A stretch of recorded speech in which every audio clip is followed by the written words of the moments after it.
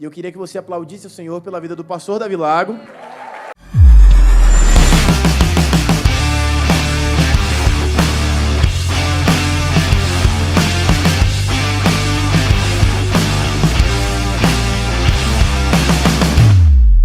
Levanta sua mão para cá, vamos orar pelo pastor Davi Lago.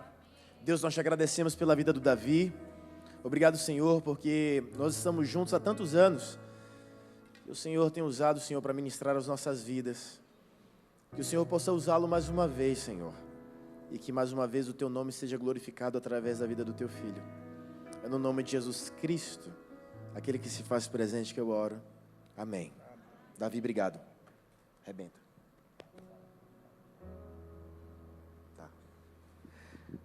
Graça e paz, quem está feliz aí, meu irmão?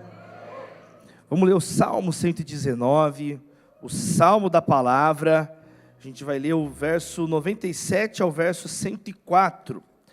E a gente vai estudar por que a palavra pode ser relevante para nós e como ela pode ser relevante para nós. Salmo 119, o verso 97 em diante, diz assim, 97 a 104, como eu amo a tua lei, medito nela o dia inteiro.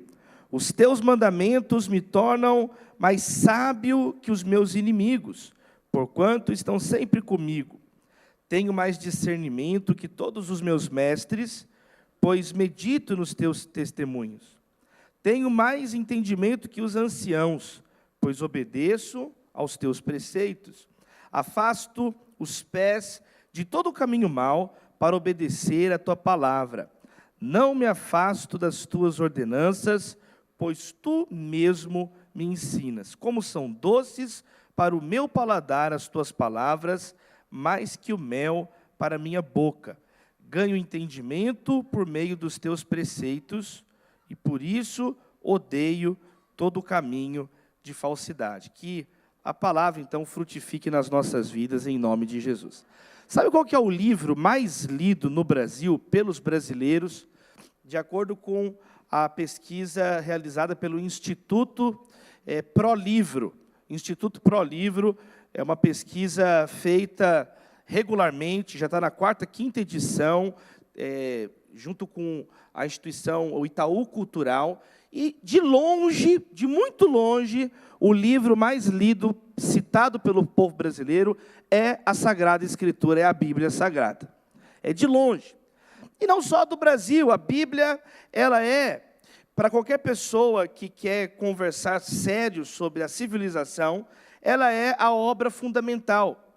Nenhum outro livro ele foi mais lido pela humanidade do que a Bíblia Sagrada. Nenhum outro livro foi mais traduzido e difundido ao redor do mundo do que a Bíblia Sagrada. E nós temos uma notícia muito legal, que o Brasil é hoje o país que mais difunde a Bíblia Sagrada no mundo, com a Sociedade Bíblica do Brasil. Você pode dar uma glória a Deus, você pode aplaudir o Senhor Jesus, por isso que Ele tem feito no Brasil. Tem a exposição, a SBB é a que mais produz, talvez 1/3 das Bíblias impressas do mundo são feitas no Brasil. 1/3 do que foi produzido na pandemia. Então é algo impressionante. Eu separei alguns slides, Aldo, eu não sei se estão certo aí, se puder colocar alguns slides que eu separei para mostrar. Olha só, foi a Bíblia que montou as universidades. As universidades, o cristão não tem medo da ciência, foi o cristão que criou a ciência moderna. Por exemplo, olha aqui o logotipo de Harvard. Harvard foi um pastor, John Harvard. E no logotipo da universidade está escrito Verdade, Veritas, com 3 Bíblias. Eles apelaram. Eles abriram 3 Bíblias de uma vez, está vendo? Outro exemplo, né? Harvard era um pastor. Ele era um pastor.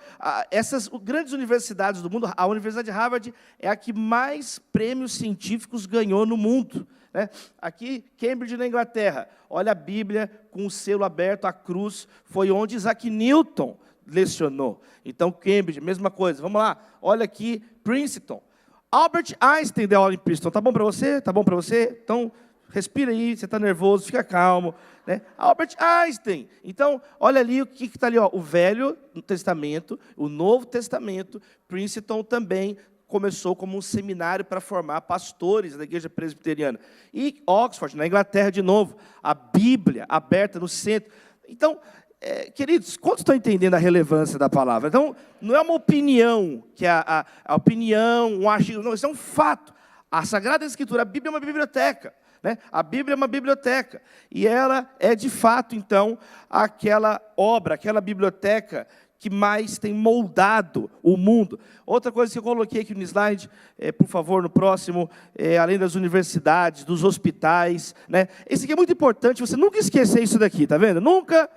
Isso aqui é uma coisa importante. Então, ó, essa é a Bíblia antes da sua opinião e a Bíblia depois da sua opinião. É impressionante, meus irmãos, tá vendo? É uma coisa impressionante, porque é cheio de gente que dá palpite na Bíblia. Dando palpite. Então, aqui, ó, não esquece. Eu fiz esse negócio para mostrar para minha filha. Teve um dia que ela estava dando muito palpite. Maria, deixa eu te explicar uma coisa. Ó. Isso aqui, existe um limite para a importância da sua opinião. Entendeu? Eu falei isso aqui no outro culto, né, Aldo? Existe uma importância para a sua opinião. Claro que existe, mas tem um limite. Tem gente que começa a falar coisas sem sentido. Eu não concordo que o sol nasce no leste e se põe no oeste. O sol não te perguntou, percebeu? Ele não está nem aí para a sua opinião. Tem coisas que não interessam a sua opinião. E a Bíblia é um fato. Ela é o livro que tem moldado a civilização humana. Tem mais alguma coisa? Nem lembro. Coloca aqui, ó, o próximo slide. Acho que tem mais uns slides de distribuição de Bíblia. Olha que legal. Existem vários projetos no Brasil. Por exemplo, tem um projeto chamado Projeto Semeadores. O dia que você estiver perturbado demais, vai distribuir Bíblia para a glória de Deus. Para de perturbar, vai fazer uma coisa útil. Isso aqui, olha lá, eu carregando as caixas, louvado seja Deus, meus irmãos. Projeto Semeadores, mais de 30 mil Bíblias que nós distribuímos no meio de irmãos em Cristo que nós temos, que vivem em lugares inacessíveis. Lá não tem loja, como aqui numa cidade bonita, como Campo Grande, tudo organizado, arrumado, tem hospital, tem lugares no Brasil que não tem hospital, tem lugares no Brasil que não tem livraria, tem lugares no nosso país que a pessoa não tem comida, não tem acesso fácil. Então tem irmãos e irmãs nossos que quer a palavra. E você tem Bíblia, você tem da capa, da cor que quiser, e ele não valoriza, não lê. Diz que um dia tinha um menino que ele falou assim para a mãe dele: mãe, que livro é esse aqui? Um livro grande, com capa preta. Aí a mãe falou: esse livro aí é de Deus, é a palavra de Deus. E o menino falou: vamos devolver para ele então, mãe, que ninguém está lendo aqui em casa. Vamos devolver esse livro que é de Deus, ele esqueceu. Quer dizer, o que adianta você ter... Então, olha que legal, a Assembleia de Deus... e os irmãos tão felizes, as crianças. Então existem tantos projetos no Brasil. Mais uma vez eu quero que você aplaude o Senhor por todos aqueles que têm se dedicado no nosso país. Aplauda, dá um glória a Deus aí, relevante. Louvado seja Deus pela palavra.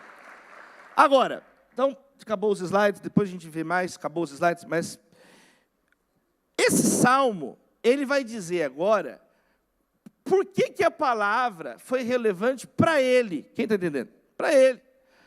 Se a gente for falar aqui, pode tirar o slide. Se a gente for falar sobre a relevância da palavra para a sociedade, é legal também, é um tema legal. A gente pode falar da Bíblia para a própria formação dos idiomas, né? O inglês, como que ele deve a King James. O alemão moderno, como que ele deve à tradução que Lutero fez do Novo Testamento. A gente poderia ficar falando da relevância da Bíblia para a civilização, que é um tema que eu gosto muito, inclusive. Só que aqui no Salmo, Deus colocou no meu coração da gente ir para a nossa vida. Você está aqui sendo ministrado nessa conferência. Louvado seja Deus, porque é raro você vir para a conferência de jovens que estuda a relevância da palavra.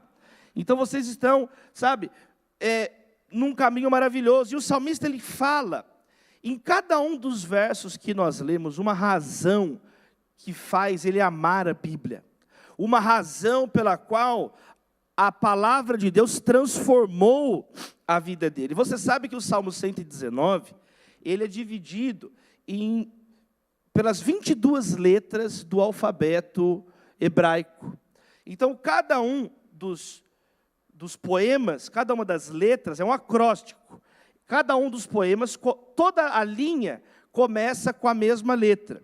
Então, vai lá do Aleph até o final, e nós lemos a letra Mem. A letra Mem, que é a 13ª letra do alfabeto do alfabeto hebraico. Isso aqui já é muito legal, né? Porque a própria estrutura do Salmo 119, que é o maior salmo da Bíblia, é um canto de louvor à palavra, a própria estrutura dele, tudo organizadinho, são as 22 letras do alfabeto hebraico.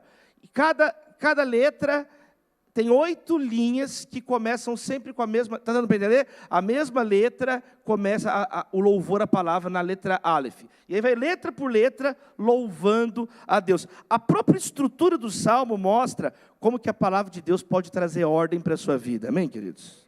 Essa vida, essa confusão que é a sua vida. Aí você lê a palavra. Você para de acreditar no tweet. Né? O tweet fez o céu e a terra. Não, Deus fez o céu e a terra.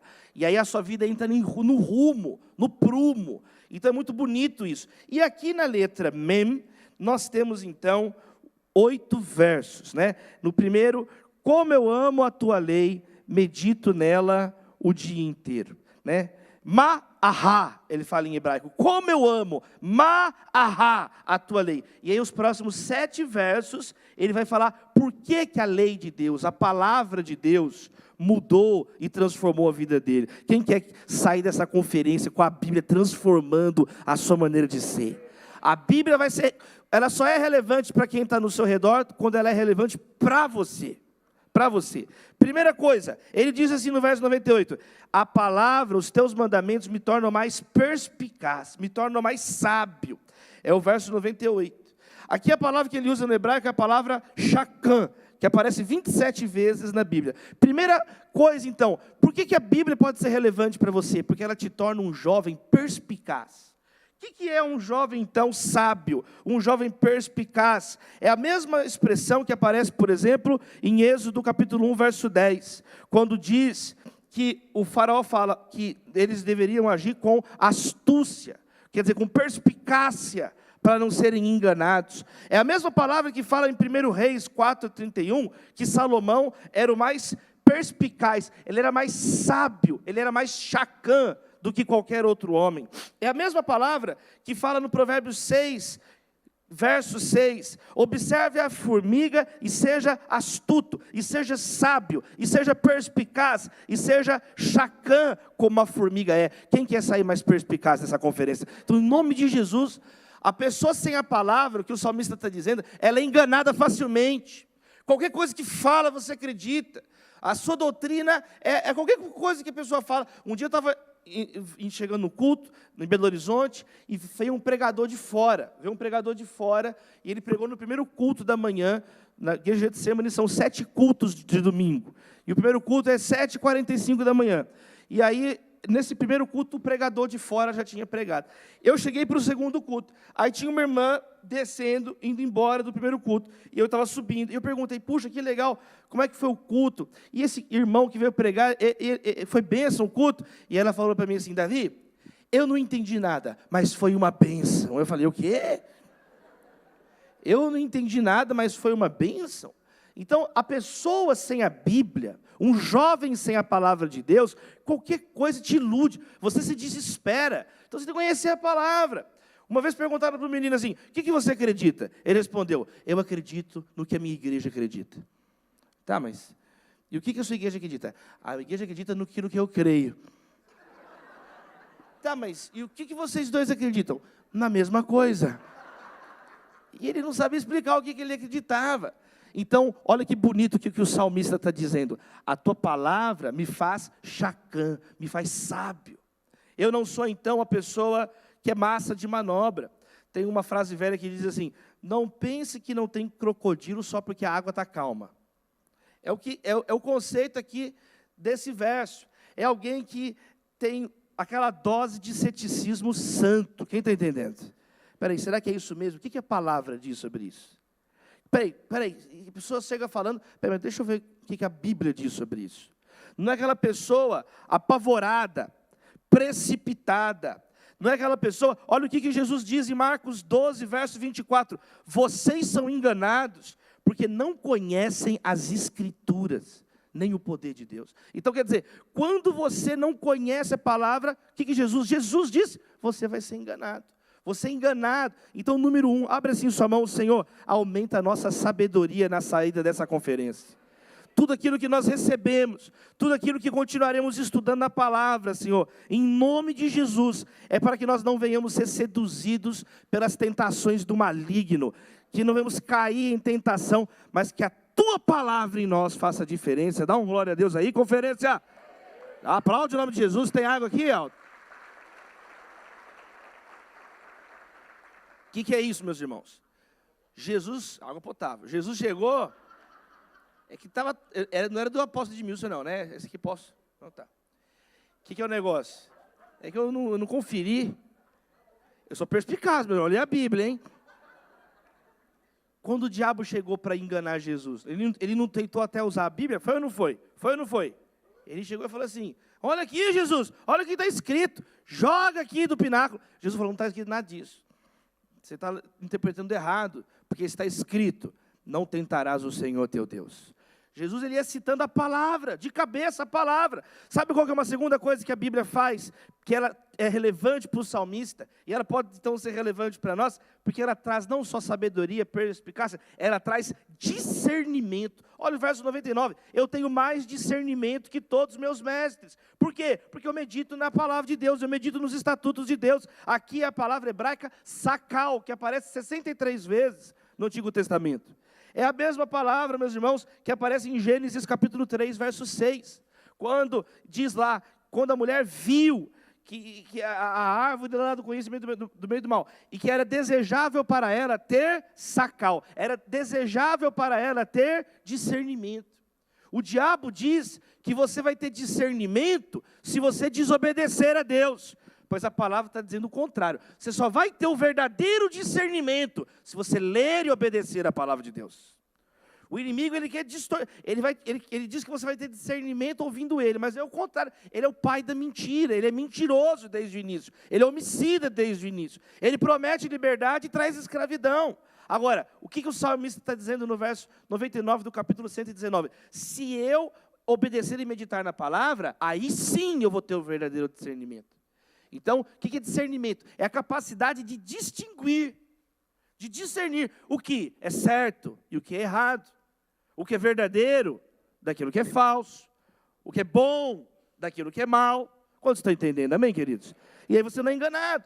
Você já viu uma nota falsa? A nota de dinheiro falsa é igual à nota, por isso que é difícil. E às vezes a pessoa é enganada, a pessoa é passada para trás. Então, tem estelionatário, tem mentirosos, tem falsificadores. Agora, a pessoa que tem discernimento, ela fala, peraí, essa é diferente, a textura da nota é diferente, a marca da água, olha aqui, está borrada, a República está com bigode, ela não tem isso. Olha aqui, nem existe nota de R$3. Olha aqui, a pessoa tem mais discernimento ou menos discernimento. E quanto mais você vai lendo a palavra, maior o teu discernimento. Maior o teu discernimento, você consegue perceber sutilezas. Então, meus amados irmãos, quanto mais você lê a palavra, sabe por que ela é relevante? Ela te torna um jovem diferenciado, que percebe o que é diferente. Agora, se você não conhece a Bíblia, continua sem discernimento. Eu já contei um dia que eu desci do culto, terminou o culto, chegou uma menina no final do culto para mim, Davi, pastor, onde que está aquele verso na Bíblia que Deus separa o joio do trigo? Eu falei assim, irmã, não tem sushi no Novo Testamento, não tem, não é shoyu, é joio. Ah, é joio, irmã, não é shoyu, não. Eu pensava que era shoyu, não é shoyu. Hein, Aldo?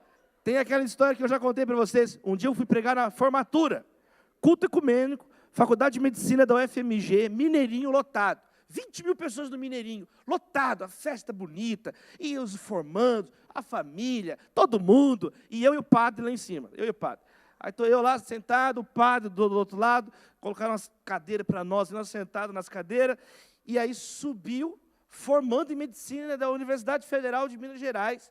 A menina entrou para ler, a formanda, para ler o texto. Ela virou e falou assim, gente, eu vou ler aqui 1 Coríntios. Eu falei, 5 São Paulo. Então, como que pessoa dessa vai ter discernimento? Existem pessoas, quem está entendendo? Tem pessoa que tem conhecimento científico. Tem pessoa que tem conhecimento técnico. E é uma bênção isso. É ou não é uma bênção? É uma bênção. A pessoa tem conhecimento político. A pessoa tem conhecimento artístico. A pessoa tem conhecimento. Só que só a Bíblia te dá discernimento espiritual. Só a palavra te dá discernimento espiritual. Então, às vezes, a pessoa tem a cabeça cheia, coração vazio.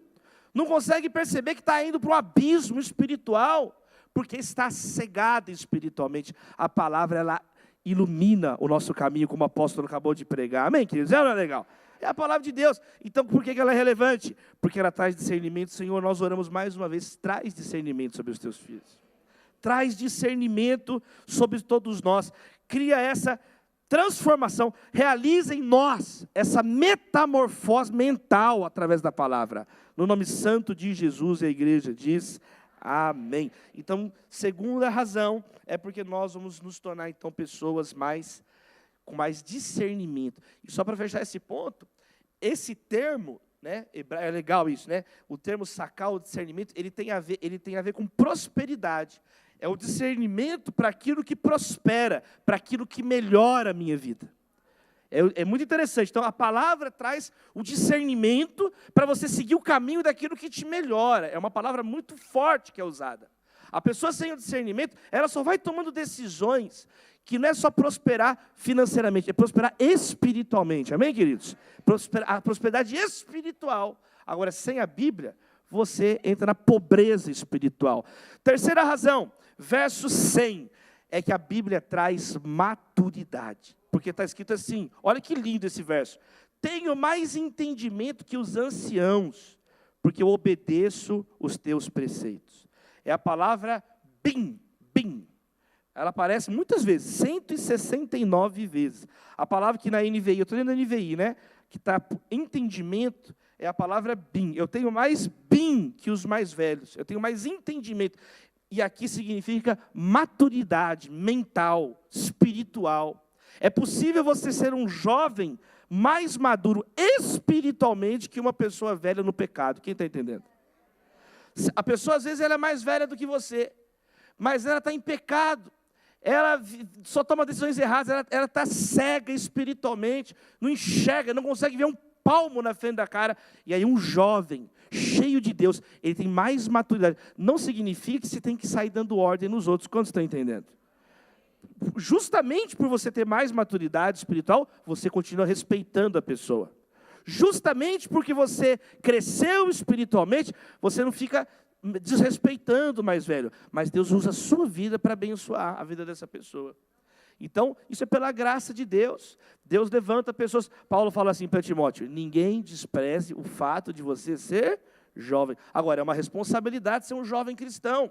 É uma responsabilidade, então, ser um jovem cheio da palavra.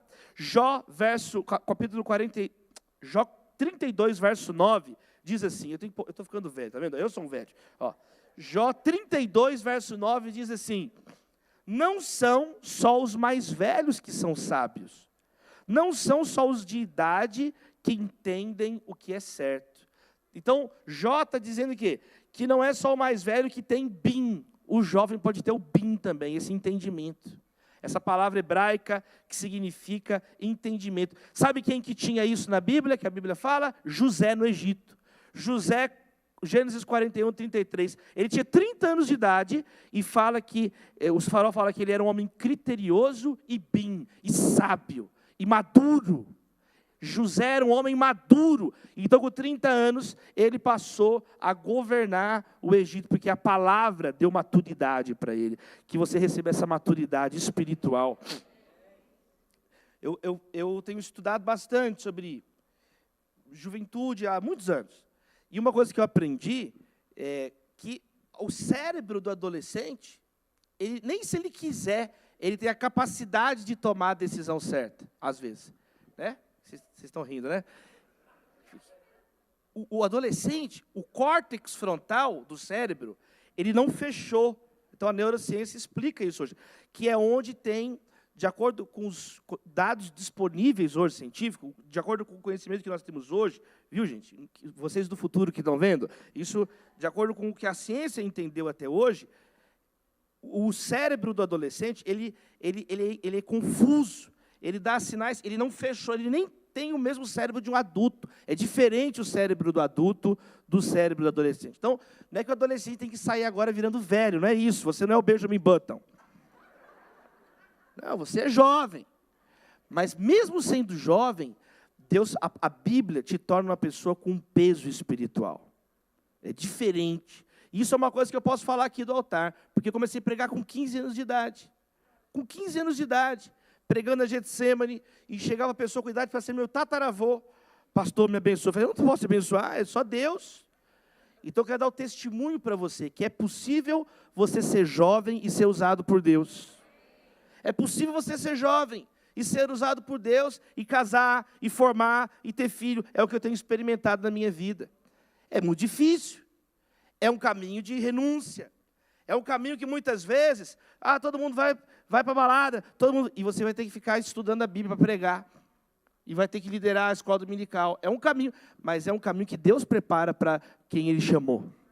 E eu estou muito impactado, estou sentindo muita presença de Deus aqui na ministração do apóstolo. Quantos foram abençoados? Eu fui muito abençoado de ver quantos jovens no altar, sabe, Deus tocando o coração de vocês. Eu quero incentivar isso mesmo. Se Deus está colocando no seu coração, se entregue diante de Deus, meu irmão. Se entregue diante de Deus, minha irmã. Porque o que vale a pena no final é a gente servir Deus e viver a palavra de Deus. E viver a palavra de Deus. Então, que Deus te abençoe, sabe? Porque a palavra vai te tornar, então, maduro. A palavra, ela faz você crescer por dentro, sabe? Existem coisas que não podem ser aceleradas. Jesus fala no Sermão do Monte assim, você não pode transformar um fio de cabelo preto em branco. Isso não significa, irmã, que você não pode descolorir o seu cabelo. Jesus não falou sobre essa parte. Inclusive, eu quero agradecer aos irmãos do Hospital do Cabelo que cuidaram do meu cabelo hoje. Ó. Ele está até bonito, tá vendo? Viu? Ele foi tratado, estava em emergência meu cabelo. E aí, o Aldo falou, Davi, nós vamos levar você para o Hospital do Cabelo hoje. Então, eu tomei um negócio, colocaram um produto que falava que era de gelo, mas era o lago de fogo e enxofre, meus irmãos. Que o negócio queima, mas depois resolve. O que eu estava falando, Aldo? Você me desconcentra. Eu estava falando alguma coisa. Nós precisamos da palavra de Deus. É isso que nós precisamos. Amém?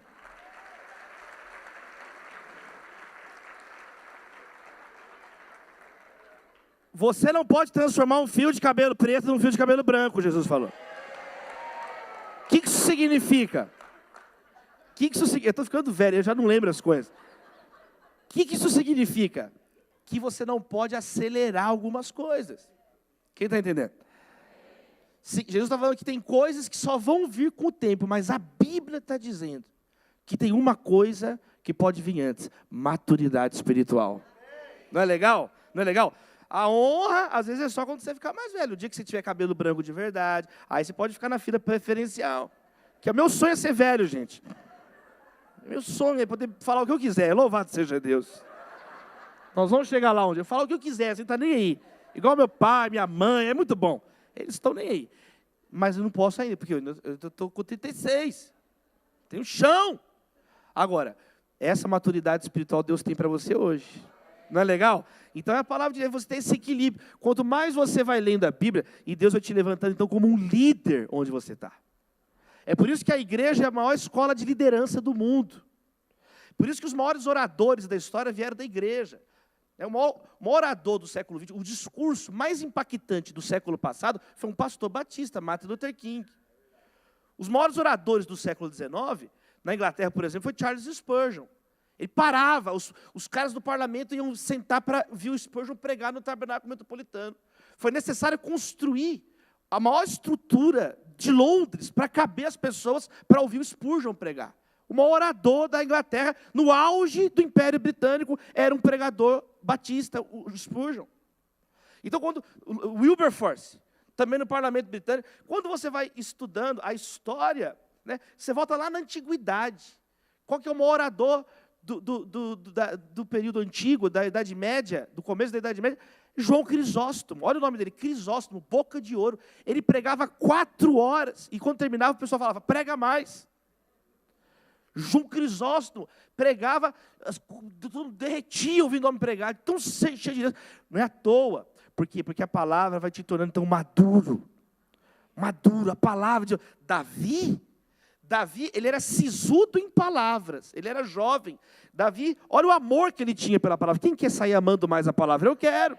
Quanto mais você amar a palavra, por isso, olha os salmos que Davi escreveu, por quê? Porque ele amava a palavra, ele meditava na palavra. Então ele era menino, ele falava, Golias calava a boca, perdia a cabeça, Golias. Perdia a batalha. Quando Davi abria a boca, Estevão estava tão cheio do Espírito Santo, que quando ele falava, os fariseus não conseguiam resistir à graça de Deus na vida dele. Eles não conseguiam resistir à sabedoria que estava na vida dele. Então é isso aí, gente. Nós temos que falar. Ontem lá na Academia Brasileira de Direitos, eu comecei a falar, teve uma hora que a estátua do Machado de Assis fez assim para mim, ó. Quem quer ser cheio do Espírito Santo? Onde você estiver aí? Amém. 101, verso 101 fala assim, olha que bonito. Afasta os pés de todo o caminho mau, para obedecer a tua palavra. Sabe qual que é outra coisa que faz a palavra ser relevante para você e para mim? Porque ela traz livramento para mim e para a sua vida. Quantos sofrimentos desnecessários são evitados? Olha que bênção. O jovem sem a Bíblia sofre à toa. Por isso que fica lá ouvindo música de sofrência. Ele mesmo confessa. Ele sofre. É uma vida com dores. É uma vida com, sabe, cicatrizes. Com situações completamente desnecessárias. A Bíblia tem placas de advertência. Não vai por aqui que não dá certo. Não vai por ali. Olha essas histórias. Olha o que aconteceu com as pessoas que seguiram esse caminho. Olha o que aconteceu com quem tomou uma decisão assim. Então a Bíblia, ela traz sabedoria desde os tempos imemoriais para você ter livramentos hoje. Para você seguir o caminho de vida hoje. Então você tem referências. Né? Tem uma frase do Chesterton, grande escritor inglês, cristão, ele falava assim, nunca tire uma cerca do lugar sem antes entender por que ela foi colocada ali.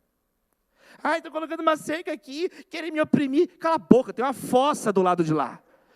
É para você não cair, seu jumento, fica quieto aí, seu asno. A imagem e semelhança de um asno relinchando. Cala a boca. Amém, queridos? Então não dá, a pessoa fica rica, aí vai ver, tirou e morre. Então é melhor você vivo do que... Então, quer dizer, a pessoa, Chester falou, olha, é melhor, não sai mudando as coisas, você nem sabe por que você fez. Você acha que o problema de todo jovem é que ele acha que a geração dele inventou o mundo. Esse que é o problema. Então o cara vai lendo a Bíblia, é outra coisa que você tem que ser fascinado. Sabe esses... filosofinho pop, que fica falando, esses guruzinhos. Hoje em dia, os jovens estão revoltados. Os jovens estão revoltados desde Caim e Abel, gente. É uma falta de senso histórico, de noção da realidade. Ele acha que tudo surgiu agora. Os jovens hoje estão depravados. Disse minha avó que teve 15 filhos. Então, gente, a Bíblia... Quem está entendendo? Quem está entendendo? Quem está entendendo? A Bíblia te deixa mais calmo. Ela te dá livramento. Você não se preocupa com coisa à toa. Você não sobrecarrega. Não, no final dá tudo certo. Jesus, ele volta. Louvado seja Deus. A Bíblia te acalma. A Bíblia coloca a tua mente no lugar. E você para de ficar preocupado com aquilo que não fez sentido. Olha o que ele diz aqui. É muito legal. Eu afasto os pés do caminho mau para obedecer tua palavra. Quanto mais você vai lendo a Bíblia, quanto mais você vai lendo a palavra, seus pés vão indo para o caminho certo. E você não fica tropeçando, caindo. A Bíblia, ela não é um buraco. Tem a história de um homem que estava no hospital evangélico de Belo Horizonte. E ele estava no leito de morte. E teve um pastor que marcou a história de Belo Horizonte, reverendo Américo, da igreja presbiteriana. O servo de Deus. Reverendo Américo é só história, assim, uma história mais maravilhosa que a outra desse servo de Deus. E o reverendo Américo tem uma história, ele foi capelão do hospital evangélico. E tem uma história bonita, uma das histórias bonitas que eu tive acesso do ministério do reverendo Américo, já morreu há muitos anos. Ele estava andando assim, no corredor do hospital, e aí ele foi um moribundo lá morrendo, tem uma pessoa morrendo ali, pediu para o pastor ir lá, ele entrou, e ele começou a gritar assim, me dá uma Bíblia, me dá uma Bíblia. O cara que estava morrendo, me dá uma Bíblia, me dá uma Bíblia. E o reverendo Américo chegou, mas por que você quer uma Bíblia? Eu preciso de um buraco para me esconder. E ele falou, olha, com todo respeito, mas a Bíblia não é um buraco para esconder, ela é um caminho para viver. Eu vou orar por você, mas não é assim. Não é porque você está desesperado agora que você vai se esconder aqui dentro. Eu não posso mentir para você. A Bíblia apresenta a verdade. Nós somos pecadores e precisamos de Cristo para nos salvar. Ela não é uma ilusão, ela é uma coisa da minha cabeça. Quem está entendendo? Quem está entendendo? Então, é isso que o salmista está dizendo. A palavra, ela é um caminho para viver, um caminho de vida, de bênção. Ela nos leva ao arrependimento. O arrependimento é a postura que tomamos em relação ao pecado. Nós mudamos de caminho. Agora, qual que é o problema? Nós não queremos nos arrepender. Por isso que nós não queremos ler a Bíblia muitas vezes. Por que você não lê a Bíblia? Porque você sabe que você vai ler lá que você está errado. Porque você sabe que se você ler a Bíblia, vai estragar a programação do demônio que você está planejando. São incompatíveis. Você não pode servir a Deus e ao dinheiro.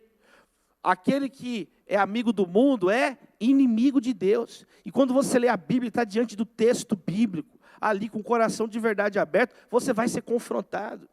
Você vai ser confrontado por Deus. Você vai ser confrontado pelo Espírito Santo. Agora, é mais fácil se apegar à frase de efeito do que mudar de comportamento.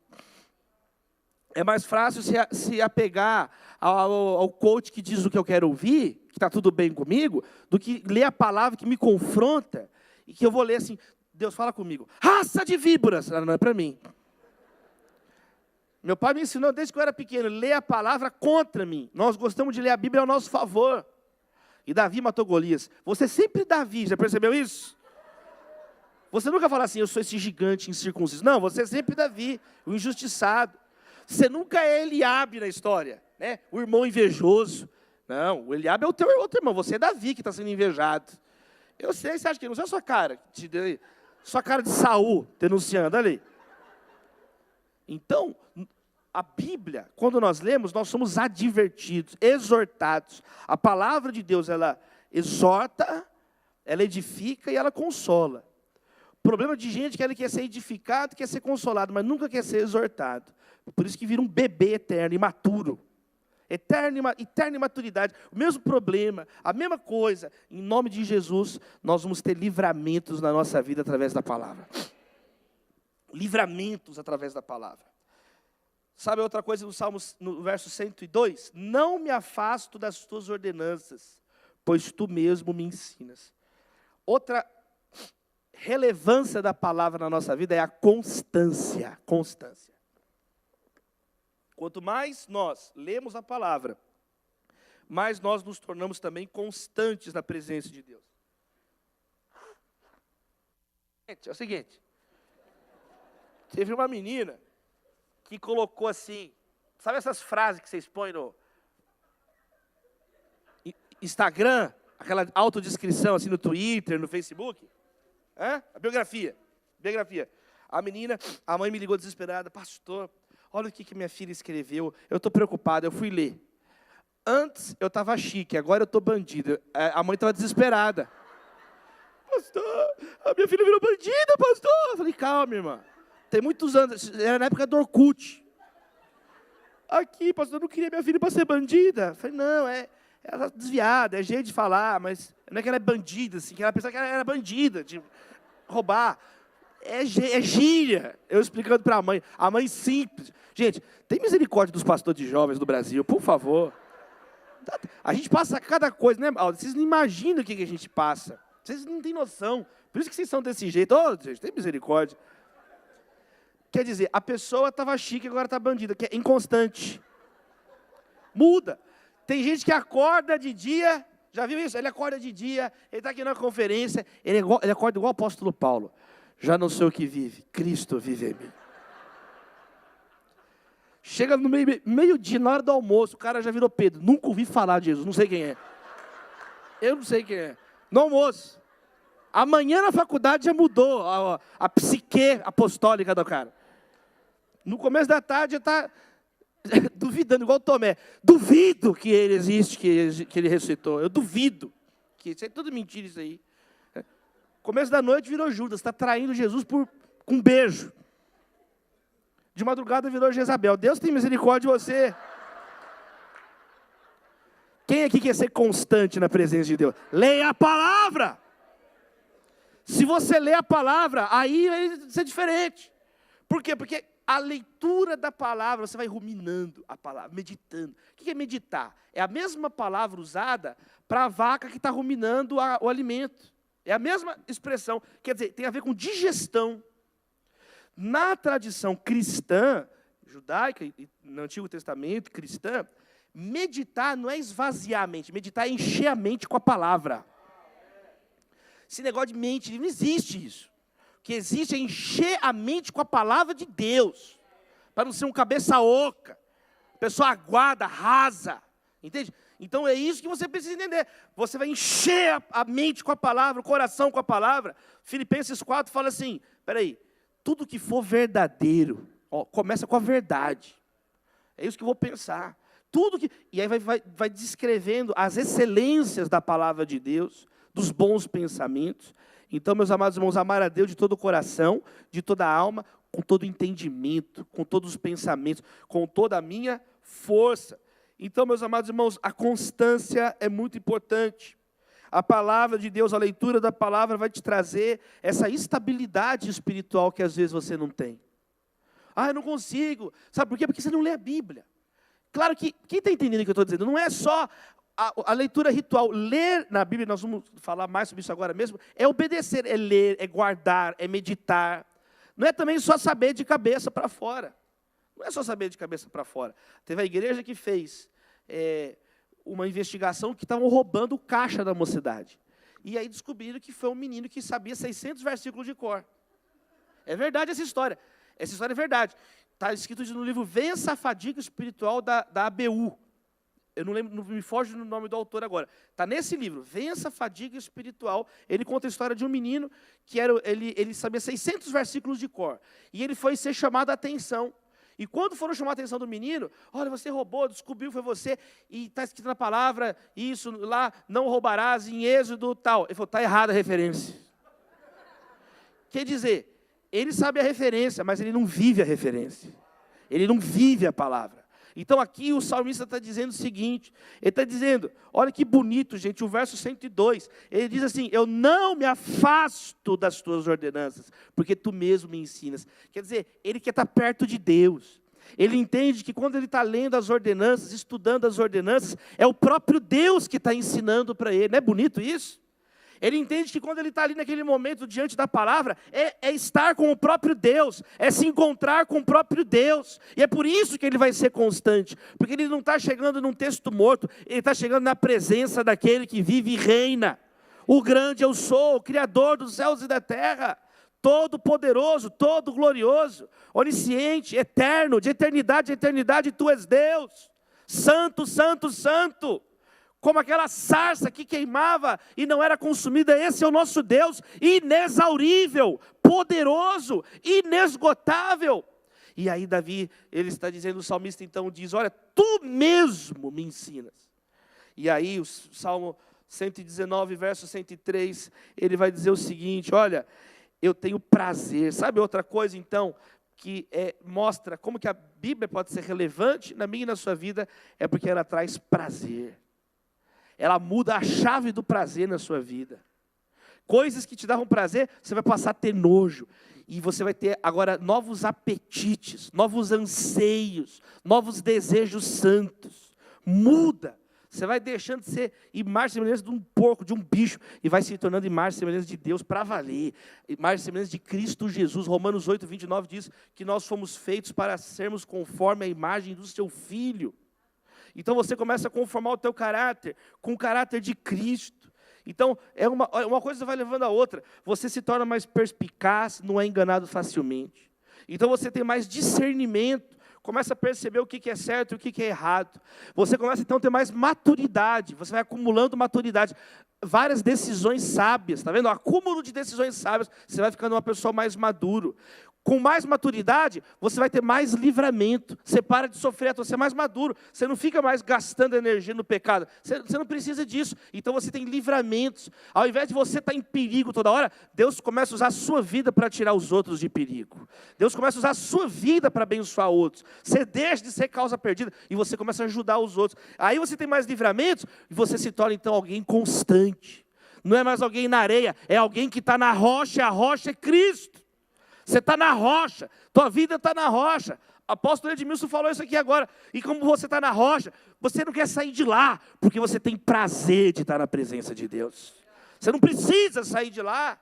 Pelo contrário, você quer ficar cada vez mais na presença de Deus. Quem está entendendo, quem está recebendo, é assim que vai ser a nossa vida na saída dessa conferência, meu irmão. Uma vida com prazer, então, na palavra. Sabe, o meu prazer é estar com a minha filha e ler a Bíblia para ela à noite, a Maria. É a coisa que eu mais gosto de fazer na minha vida. Nada eu gosto de fazer mais do que estar com a Maria. Na hora de dormir, eu, ela e minha esposa, e contar a palavra de Deus para ela. Nada me deixa mais feliz, nada me empolga mais. Se eu pudesse, eu só fazia isso. É que tem que pagar as contas também, meus irmãos. Tem que fazer outras, Deus deu outras responsabilidades. Se eu pudesse, eu só fazia isso. De tanto que eu sou abençoado. Desde que ela foi alfabetizada, eu comecei a ler um capítulo sem pressa, todas as noites para ela. Isso quando ela tinha 5 anos. Ela está com 9. Tem 4 anos de leitura ininterrupta. A gente está agora no primeiro livro de Reis. Primeiro livro de Reis. E a Maria é impressionante que ela sabe as histórias melhor do que eu agora. Ela lembra tudo. Papai, eu sou Benaia, filho de Joiada. Eu falei, Joiada quem? Benaia, papai. E agora eu tô fica mais esperto, eu estou lendo, é o comandante do exército de Salomão, e então quando ela era Gênesis, ela era menorzinha. Então eu falei assim, faz assim com a mão. Aí, e não li livro nenhum, assim, é na raça, louvado seja Deus. Então, faz assim, 8, você vai lembrar as 8 histórias principais de Gênesis. Né? Adão e Eva, Caim e Abel, Noé, Torre de Babel. Abraão, Isaac, Jacó e José. E aí, essa foi o eixo, ela sabe explicar toda a história de Gênesis. Aí, Êxodo, a mesma coisa. E aí começamos a falar, né, os 10 mandamentos, as 10 pragas no Egito, os 10 mandamentos, ela sabe contar a história de Êxodo inteira. Aí Levítico complicou. Porque é muito diferente da nossa cultura, é muito diferente. Aí eu mudei a estratégia. Eu fiz o tabernáculo na sala com ela. E aí coloquei a Arca da Aliança, aí ela pega a ovelhinha de pelúcia dela, ela mata a ovelhinha. Vou queimar! Não precisa queimar, filha. A gente só vai fingir que está queimando, não precisa queimar. Aí, papai, mas hoje não é Yom Kippur, eu não posso entrar. Mas calma, hoje vai ser Yom Kippur, é só para aprender, é para fins didáticos, filha. Mas se eu entrar lá, eu não sou levita, eu vou estourar, papai, eu vou queimar. Não vai, filha. Eu estou te ensinando como é que era. E aí ela tem filmado isso. Era pequenininha, eu e ela ensinando o tabernáculo, ensinando, e aí ela já está entendendo todos os conceitos. O que é propiciação? O peso do pecado que tem que ser reparado. A bacia que ela vai se limpar, porque Jesus purifica as nossas mãos, Ele purifica a nossa vida. Aí entra no santo lugar e ela falando comigo. E aí tem um candelabro que a gente trouxe da viagem para Israel, um candelabrozinho assim. E as 7, e aí tem os pães da proposição, ela vai lá e pega as bisnaguinhas e coloca.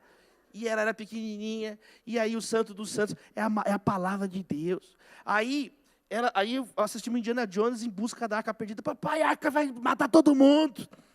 E eu vou ensinando ela a ver a Bíblia na cultura. E eu vou ensinando ela a identificar, olha, está vendo como que a Bíblia mudou a cultura? E eles tudo estão fazendo referência à palavra. E aí eu assisto os filmes clássicos e as referências nas expressões do dia a dia que a gente usa. E aí chegou Números. Aí Números eu falei assim, vou colocar a música, Caminhando eu vou para Canaã. Então todo dia à noite eu colocava a música, Caminhando eu vou para Canaã. E aí ela gostou muito da mula de Balaão. Ela achou o máximo, né? O burrinho Shrek, ela começou a falar sobre os burros que falam, e ela lembra das histórias, e aí Deuteronômio, tem que repetir a lei, porque o povo esquece. Ela ficou falando isso um mês inteiro, para todo mundo que ela via. Deuteronômio, tem que falar 2 vezes, porque vocês esquecem. Ela chegou para o reverendo Jeremias Pereira, na 8ª presbiteriana, ele virou, o que você está lendo na Bíblia, Maria? Estou lendo Deuteronômio, reverendo, porque tem que falar de novo, porque as pessoas esquecem. Ele ficou olhando para ela assim. Ele fez até uma postagem no Instagram dele, quando ela falou. Ele ficou tão impressionado que ele ficou. Ele quase caiu para trás do reverendo Jeremias. E aí Josué, vem com Josué, ela está em Jericó. Eu baixei, vem com Josué, todas as versões. O Elvis Presley cantando Vem com Josué. Mahalia Jackson, todos eles. E ela sabe tudo, jazz. Ela toca guitarra agora, Maria. Ela fica tocando Vem com Josué, ela está em Jericó. Então, gente, quem ama aqui a palavra? Só eu que amo a palavra aqui? Dá uma glória a Deus aí no seu lugar, meu irmão. Então, o Josué.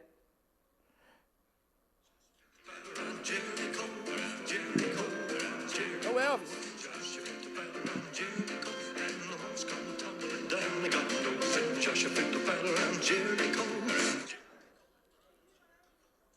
eu sei, gente, que aí a gente leu Juízes, ela sabe o nome dos juízes todos.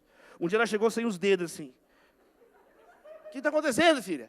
Papai, eu estou pensando até agora aquele rei que arrancaram os dedos dele. E ela ficou assim. A Maria é muito engraçada. E ela fica falando na escola as coisas. E isso não tem preço. Então, por quê? Porque é o nosso prazer. Olha, eu e minha casa serviremos ao Senhor. Eu quero que a minha filha cresça entendendo isso, que nada na vida dela, ela vai ter mais prazer. É mais doce que o favo do mel. Ela é mais preciosa que o ouro, que o euro, que o dólar, que o Bitcoin. Nada vale mais do que a Bíblia. É isso que eu quero que ela entenda, porque é a presença do próprio Senhor. Então, meus amados irmãos, a Bíblia opera a transformação dos nossos desejos. Não é só nós entrarmos na Bíblia, mas é a Bíblia entrar em nós. E mudar alguma coisa lá dentro de nós. Sabe, o nosso prazer, ir lá entregar a Bíblia não é uma punição, é um prazer, Sabe, é uma coisa que transforma a sua vida. Ver uma pessoa que está ansiosa pela palavra. Né? Eu já presenciei reuniões com missionários, de gente que veio da Coreia do Norte, que é proibida a Bíblia lá. Eles têm medo da Bíblia, porque a Bíblia liberta as mentes, a Bíblia liberta as pessoas. E aí, o que aconteceu? Eu vi entregando Bíblia pela primeira vez, para quem nunca tinha visto a Bíblia inteira. Eles começando a chorar. Não tem como você esquecer isso. Então, levar a Bíblia para as pessoas. E aí, a última coisa, ele diz assim, no verso 104, ele fala assim, eu ganho entendimento por meio dos teus preceitos, por isso eu odeio todo caminho de falsidade. Sabe por que a Bíblia é relevante? Porque ela nos faz pessoas verazes. A veracidade, pessoas leais, verdadeiras. A pessoa que o prazer dela é a palavra, ela se torna uma pessoa verdadeira. Sim, sim, não, não. Não é uma pessoa infiel, que larga você por qualquer coisa. Eclesiastes diz o quê? Quando um amigo cai, o outro ajuda a levantar. Tem gente que caiu, o senhor sai correndo para não cair também. A pessoa que tem a palavra, ela para e vai ajudar o outro. O que está é um amigo de verdade, é uma amiga de verdade. Então, olha o que Davi fala. É muito bonito como fecha a poesia aqui do Salmo 119. Eu ganho entendimento, por isso eu odeio o caminho da falsidade. Eu amo a verdade. Eu amo aquilo que é verdadeiro. Então, meus amados irmãos, se você está em busca da verdade, comece pelo livro que merece mais consideração do que qualquer outro, a palavra de Deus, a Bíblia Sagrada. Não tem nenhum outro livro. Qualquer pessoa sensata que está realmente em busca da verdade, tem que começar a partir do livro decisivo da civilização, as Escrituras Sagradas, a Bíblia. Ela não é mera informação, ela é transformação. Ela transforma a minha e a sua vida. Sem a palavra você vai acreditar em mentiras, e Cristo é a palavra de Deus. A palavra pode ser sintetizada em João 3,16, como Lutero chamou o Evangelho em miniatura. Porque Deus amou o mundo de tal maneira que deu o seu Filho unigênito para que todo aquele que nele crê não pereça, mas tenha vida eterna. E esses dias eu estava falando com a minha esposa e eu pensei assim, puxa, eu quero um dia fazer um sermão chamado Do Bereshit ao Amém. E eu coloquei no Google e não tinha, ninguém nunca pregou esse sermão. Então, marca registrada, louvado seja Deus. Amém, é a última palavra da Bíblia. E Bereshit é a primeira palavra da Bíblia. E aí eu comecei, é legal, porque a última palavra da Bíblia, em Apocalipse 22, 21, é amém, que é uma palavra hebraica também. Não é interessante? É amém. E aí eu fiquei pensando nisso, que a gente fala de Gênesis, Apocalipse, Bíblia de capa a capa. Aí eu falei, qual que é a primeira e a última palavra? É Bereshit e amém. E eu comecei a pesquisar na internet, e fui ver, puxa, que legal. E aí eu encontrei um especialista em hebraico, explicando uma coisa maravilhosa, que se você pegar a primeira e a última letra, é bem, que é filho. Louvado seja Deus. É bonito, né? Então, é muito bonita a palavra de Deus. A palavra de Deus, ela tem... E ela pode realmente, mais do que uma coincidência, né? A Bíblia diz que Cristo é o alfa, o ômega, o princípio e o fim. Que dele, por ele, para ele, são todas as coisas. Meu tempo esgotou, mas eu quero fechar dizendo isso. Como que o salmista vivenciou tudo isso? Quem quer vivenciar essa relevância da Bíblia na sua vida? A chave está no primeiro verso que nós lemos. Porque ele diz assim, como eu amo a tua lei. Medito nela o dia todo. Eu medito nela o dia todo.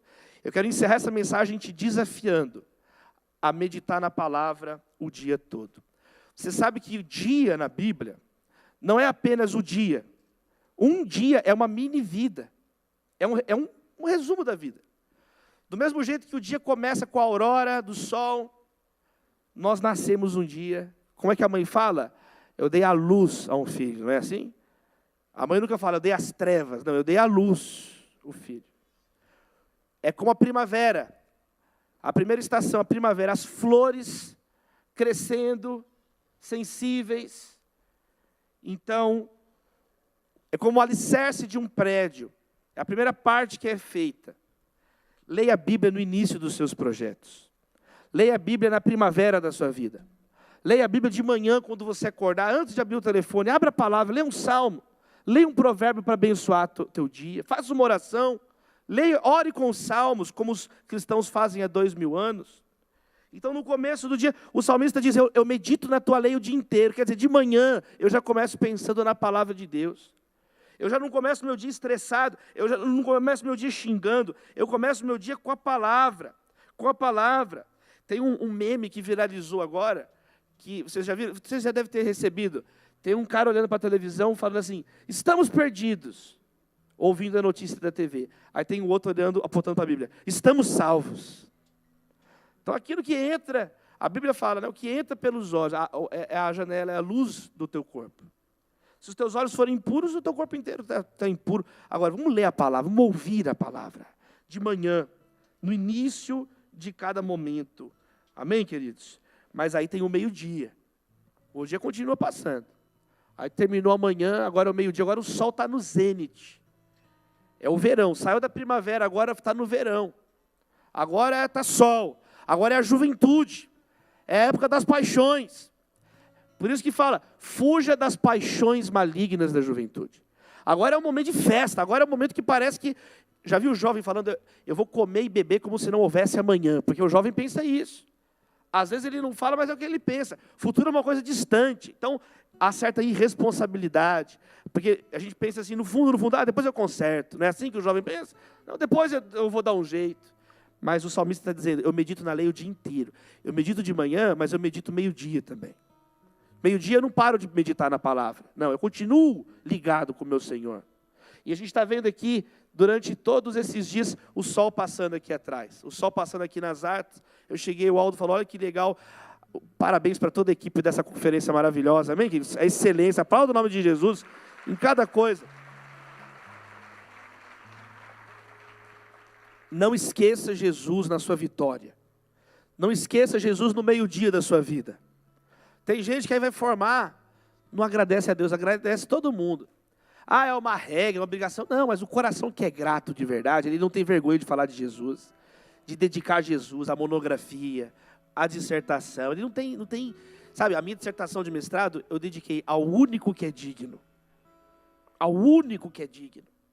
Porque é o meio-dia, quantas pessoas, no momento de glória da vida, esquecem de Deus. O que foi que o Denzel Washington falou para o Will Smith no Oscar, que entrou para a história?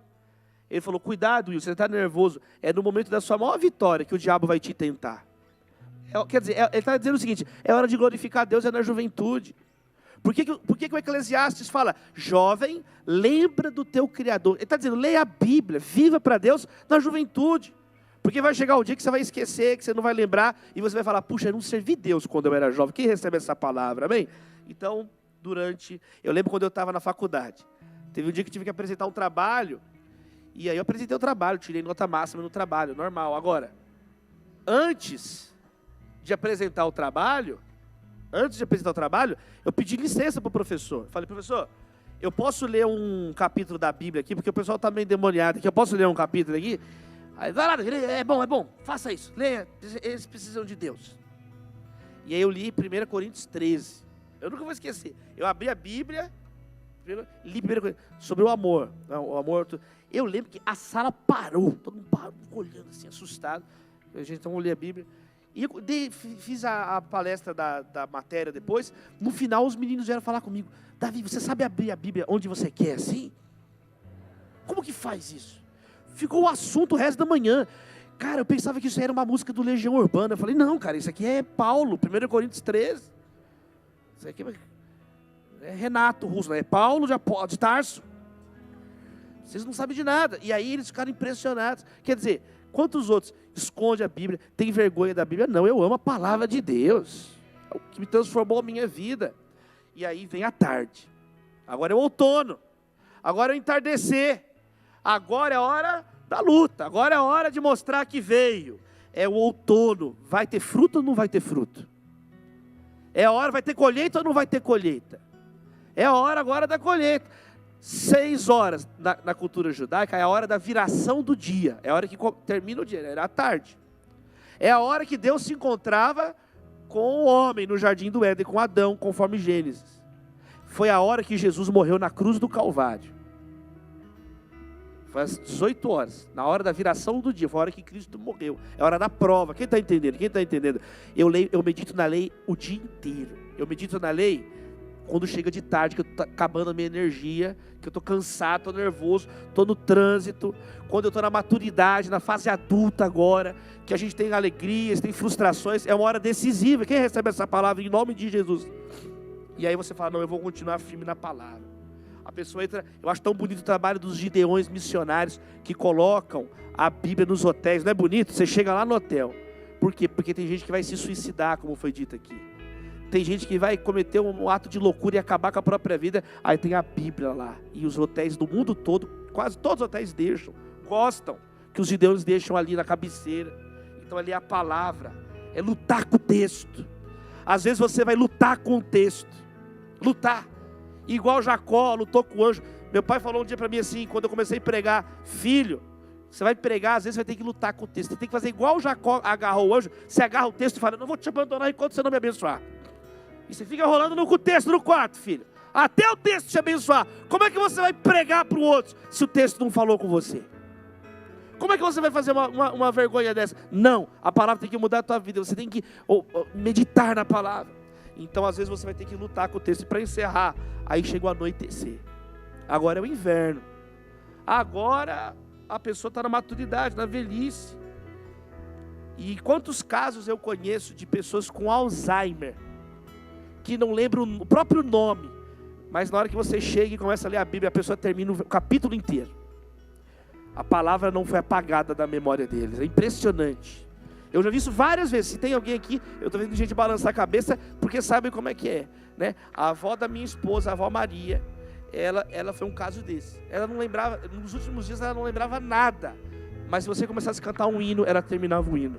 Se você começasse a ler um salmo, ela terminava o salmo para você. Porque a palavra ficou lá no fundo da alma dela, de um jeito que nem o Alzheimer, nada tirou a palavra dela. Então, é a hora então de você, então, no final do dia, você está cansado. Como é que a gente chega, deita, o que a gente fala quando está muito cansado no final do dia? Eu estou morto. Não é isso? Eu estou morto. Porque o final do dia, toda vez que a gente dorme, de acordo com a Bíblia, tem uma imagem da morte ali. Toda vez que a gente deita para dormir, é uma antecipação do dia da nossa morte. E como é que vai ser na hora de dormir? Que você possa ler também a palavra de Deus.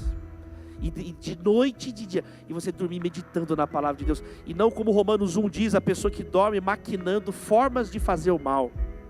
Tem gente que deita a cabeça e não consegue dormir, porque ele fica criando a maldade que ele vai fazer com alguém, o sofrimento que ele vai fazer a alguém. Agora o homem e a mulher de Deus é diferente. A palavra de Deus está lá. E você está revisando a tua vida, planejando já o próximo dia, dizendo, Senhor, eu quero te servir. Eu quero ser como o George Miller. Abra sua mão, fica de pé no seu lugar. Eu quero ser como o George Miller. Ele leu mais de 200 vezes a Bíblia. E mais da metade das vezes que ele fez isso, ele fez de joelhos. Tamanho respeito e amor pela palavra. Quem recebe a palavra esses dias aqui, eu quero fazer uma oração, já passar aqui. Senhor, muito obrigado. Te louvamos por esta conferência. Te louvamos porque a tua palavra é luz que ilumina a vida. Ela é fogo que queima a impureza na nossa vida. A tua palavra purifica. Como nós podemos ser santos? Santifica-os na verdade. A tua palavra é a verdade. A palavra é luz que ilumina. Ela é fogo que purifica o pecado, que purifica a nossa vida, tira o que não presta da nossa mente. A palavra é como um martelo que despedaça todo o jugo. A palavra te liberta da escravidão ao pecado. A palavra te liberta de vícios. A palavra te liberta de tudo que faz mal. O presidente da Sociedade Bíblica do Zimbábue era um viciado em drogas, estava na cadeia. Um dia chegaram para ele e falaram assim: olha, toma uma Bíblia. E ele falou: se você me der essa Bíblia, eu vou fumar essa Bíblia. E aí o evangelista disse: então fuma, mas antes de fumar a página, leia a Bíblia. E quando ele chegou no meio de Mateus, ele já estava convertido para a glória de Deus. Ele começou a ler. Então a palavra é um martelo que vai libertar jovens dos vícios aqui, em nome de Jesus. A palavra é um espelho. O espelho você vê suas imperfeições. O espelho você pode ver como você realmente é. E a palavra, quanto mais você vai lendo a palavra, você vai percebendo o que tem que mudar no seu caráter, o que tem que mudar. E eu encerro: a palavra é pão, a palavra é alimento. Nem só de pão viverá o homem, mas de toda a palavra que procede da boca de Deus. Seja abençoado em nome do Pai, do Filho e do Espírito Santo.